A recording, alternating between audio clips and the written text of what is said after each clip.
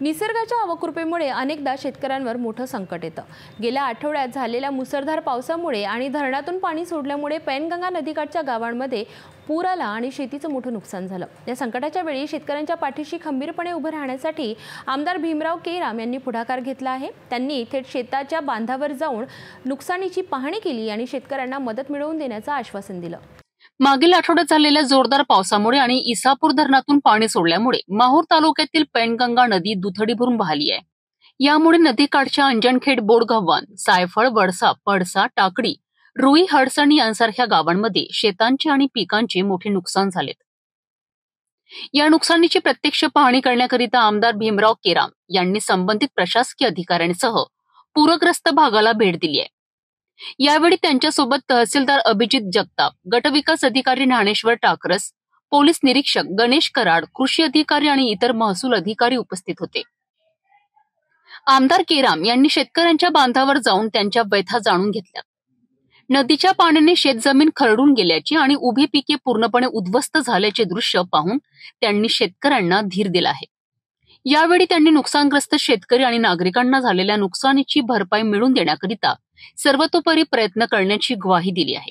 या पाहणी दौऱ्यात त्यांच्यासोबत तालुकाध्यक्ष निळखंड मस्के, जिल्हा उपाध्यक्ष कांतराव घोडेकर, प्राध्यापक राजेंद्र केशवे, तालुका सरचिटणीस विनायक मुसडे यांच्यासह पक्षाचे पदाधिकारी, कार्यकर्ते आणि मोठ्या संख्येने शेतकरी उपस्थित होते। प्रशासनाने तातडीने पंचनामे करून शेतकऱ्यांना लवकरात लवकर मदत मिळवून द्यावी अशी मागणीही त्यांनी केली आहे। 16 आणि 17 तारखेला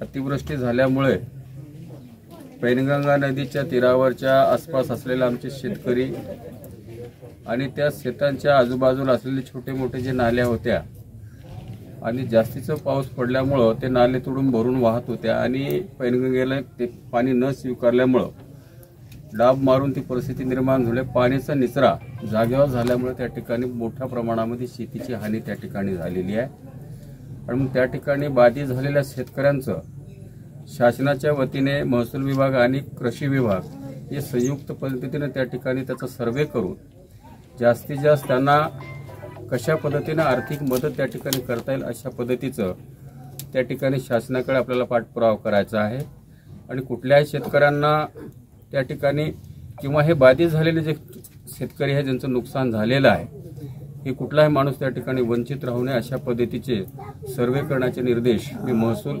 विभागाला त्या ठिकाणी दिलेले आहेत। त्यांची आता 4 वाजता सुद्धा बैठक झाली आणि प्रायमरी स्वरूपामध्ये किनवट आणि माहूर भागामध्ये ज्या ज्या ठिकाणी सुरुवातीच्या काळामध्ये सरसकट आपण जे बाधित झालेल्या लोकांना मदत झाली पाहिजे अशा पद्धतीची आपली भूमिका होती, परंतु आता काही शेतकऱ्यांची अशी मागणी आहे की ज्यांचं नुकसान जास्त झालेलं आहे आम्हाला त्या ठिकाणी कमी मिळतो आणि ज्यांचं झालेलंच नाही त्यांनाही पैसे जास्तीचे मिळतात, म्हणून ज्यांची पर्सेंटेजमध्ये कोणाचं जास्त नुकसान झालेलं असेल अशी वर्गवारी करून तशा पद्धतीचा रीतसर सर्वे करून तसे प्रस्ताव शासनाला तहसीलच्या मार्फत त्या ठिकाणी संयुक्त सर्वे रूपाने त्या ठिकाणी सादर करावे असे मी निर्देश त्यांनी दिलेले आहे। अधिकाधिक माझ्या भागातल्या बाधित शेतकऱ्यांना आर्थिक मदत कशा पद्धतीने मिळवून देता येईल या पद्धतीने या भागाचा लोकप्रतिनिधी म्हणून निश्चित त्या ठिकाणी मी प्रयत्न करतो। हडसणी गावात काही पाळीव जनावर दगावलेले आहे, त्याच्यामध्ये पाणी शिरलेलं आहे, पाळीव जनावर आहेत, घरामध्ये पाणी सुटलेलं आहे किंवा आणखी बाकीच्या काही शेतकऱ्यांच्या शेतामध्ये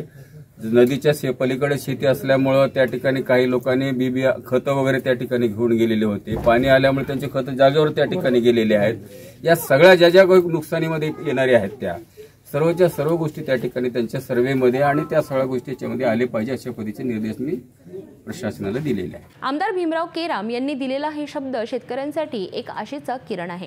शेतकऱ्यांनी केलेल्या नुकसानीचे पंचनामे लवकरात लवकर होऊन त्यांना शासनाकडून योग्य ती भरपाई मिळेल अशी अपेक्षा आहे। पाहूया प्रशासकीय यंत्रणा यावर किती तत्परतेने काम करते आणि शेतकऱ्यांना किती लवकर मदत मिळते।